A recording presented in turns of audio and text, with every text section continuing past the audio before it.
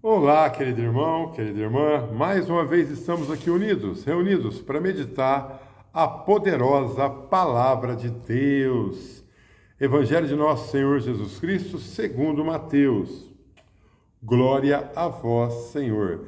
Mateus capítulo 21, versículo do 33 ao 43, parábola dos lavradores homicidas. Naquele tempo disse o Senhor Jesus: Ouvi outra parábola. Havia um pai de família que plantou uma vinha, cercou-a, cavou um lagar e edificou uma torre. E, tendo arrendado a lavradores, deixou o país e foi viajar. Vindo o tempo da colheita, enviou os seus servos aos lavradores para recolher o lucro, o produto da vinha. Mas os lavradores agarraram os servos, feriram a um e mataram o outro, e apedrejaram o terceiro. Enfim, enviou seu próprio filho, dizendo: hão de respeitar o meu filho. Os lavradores, porém, vendo o filho, disseram uns aos outros: Este é o herdeiro. Matemos ele e teremos a sua herança.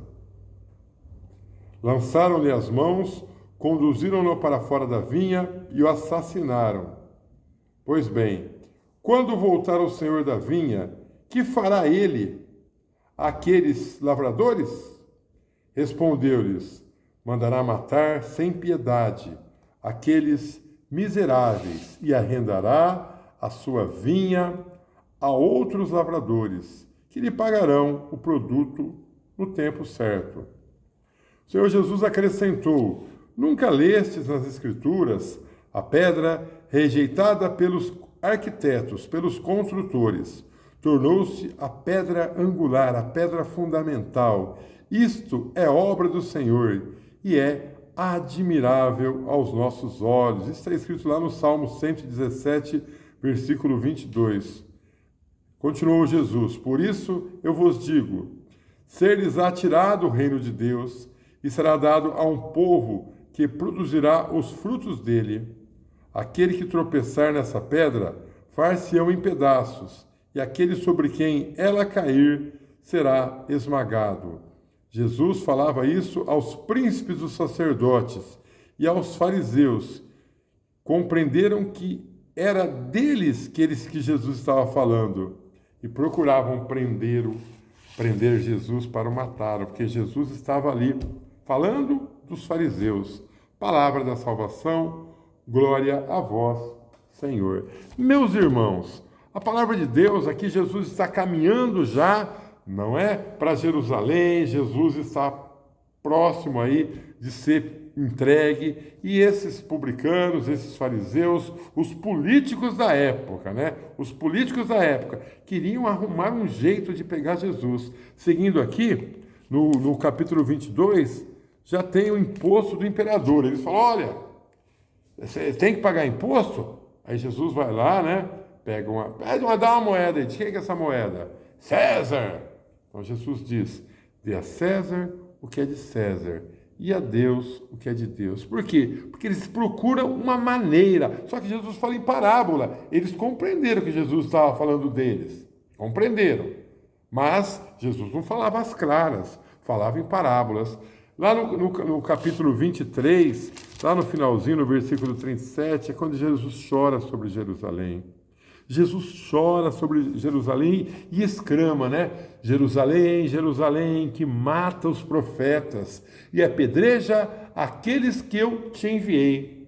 E é o Senhor dizendo: quantas vezes eu quis juntar os meus filhos como a galinha ajunta os pintinhos debaixo de suas asas, mas vocês não quiseram. Por quê? Porque os profetas foram mortos. Ninguém aceitava as profecias de Isaías, Jeremias, né, dos profetas. Não aceitavam as profecias, porque eles falavam aquilo que o povo de Deus, o povo escolhido de Deus, não queria ouvir. Não é assim nos dias de hoje? Quando o homem de Deus se levanta e começa a falar aquilo que o povo quer ouvir, todo mundo ajuda, todo mundo quer ajudar, quer falar, mas quando ele começa a puxar, né, apertar ali, as pessoas começam a criticar, começam a falar mal, né? Mas qual é a missão do homem de Deus? Qual é a missão da mulher de Deus nesse século XXI? É colocar aí panos quentes? Não, somos contra o aborto.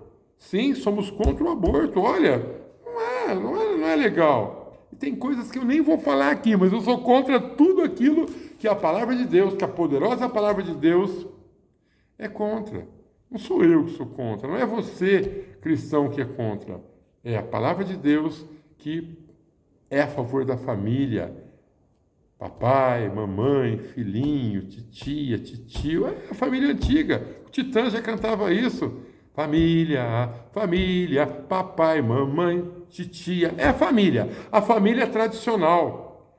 No entanto, quando um homem de Deus se levanta e começa a criticar, já começa a fofoca da vida dele, já começam a levantar contra ele, já começam a falar mal, não é?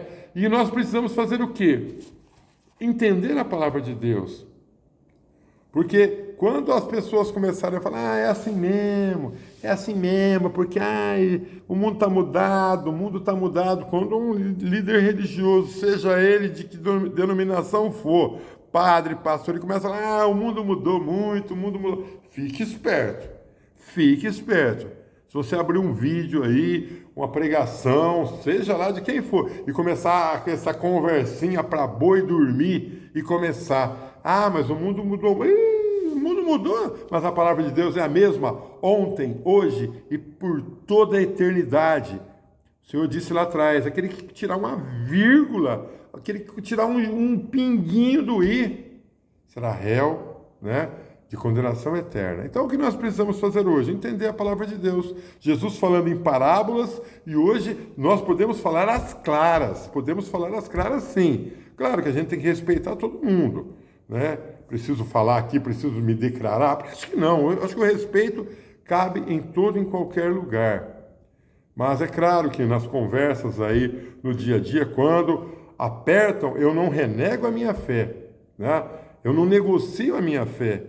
A minha fé precisa estar no Cristo que ressuscitou ao terceiro dia. Ressuscitado, não morre mais, está junto do Pai, porque Ele é um Filho eterno. Ele vive em cada lar e onde se encontrar um coração fraterno, um coração sincero. Vamos lá então. O que Jesus falou, olha, deu um exemplo, né, dessa vinha. E aí ajeitou, arrumou tudo, e quando voltou, é isso que o Senhor fez no Éden, durante a história, trazendo o povo do Egito, abrindo o Mar Vermelho. É o Senhor preparando essa vinha para o povo de Deus, o povo escolhido dele, o povo de Israel. E o povo rejeitou, já começou a reclamar no deserto, reclamou lá na Torre de Babel, povo de cabeça dura. Você... somos povo de cabeça dura? Somos povo do coração de pedra? Que Ezequiel disse, tirarei-vos-ei um coração de pedra e colocarei um coração de carne. Como está o nosso coração, meu irmão? E aí, muitos profetas foram mortos. Na época de Jesus, o próprio João Batista foi morto. E quantos depois de Jesus? Jesus foi morto, Tiago foi morto ao fio da espada, Estevão foi morto, e tantos santos e santas que souberam amar a Deus e aos irmãos foram mortos. E Jesus estava falando do povo de Deus e estava profetizando também, né, sobre nós aqui na América, sobre tantos povos que não era ali do povo de Deus, mas que aceitaram uma mensagem. Mas nós não podemos aceitar a mensagem apenas com a Bíblia aberta ali no Salmo 90, nós precisamos aceitar a mensagem do Evangelho no coração nosso e mudar de vida, meu irmão. Mas mudar de vida o quê? Não concordeis com este mundo, dizem Coríntios, Paulo aos Coríntios, mas transformai esse mundo pela renovação da vossa fé, pela renovação do Espírito Santo. É o Espírito Santo que fortalece a gente, meus irmãos. O mundo está de ponta cabeça? Claro que está. A gente vai poder mudar o mundo? Não. Lembra daquela historinha da floresta pegando fogo, todos os animais fugindo, e o beija-flor jogando água no incêndio? O macaco falou para o beija-flor, você está louco? Você não vai conseguir nunca. E o beija-flor falou, não sei se eu vou conseguir apagar o incêndio. Eu sei que eu preciso fazer a minha parte. Façamos a nossa parte. Quantos lavradores homicidas estão aí pisando no cristianismo, pisando na nossa fé? Quantos ainda hoje, às vezes até participando da igreja, participando aí de igreja católica, de igreja evangélica? Quantos? Será que eu não sou eu tenho que olhar para dentro de mim também. Será que eu não sou como esses lavradores homicidas? Que só quero falar do reino de Deus quando tem um vídeo, quando tem fazer moral? Como está a nossa fé, meus irmãos? Me convido e convido você também a fazer o nosso exame de consciência. Senhor, Pai Santo, Pai amado, Pai bendito, rico em amor, rico em graça, rico em misericórdia, como estamos, Senhor, nesse século XXI, ano 2023, mundão de ponta cabeça? Estamos negociando a nossa fé para não ficar mal com as pessoas? Nós não podemos, Senhor. A nossa fé é no Cristo que ressuscitou ao terceiro dia, que um dia voltará com todo o poder e toda a glória. Derrama sobre nós o Teu Espírito Santo, porque sozinho nós não podemos, Senhor. Sozinho nós vamos tropeçar, nós vamos cair. Derrama o Teu Espírito Santo, renova a nossa vida, Senhor. Transforma a nossa vida, transforma esse mundão que é Teu. E renova e transforma toda a face da terra. Em nome de Jesus, amém. Deus é mais, muito mais. Valeu!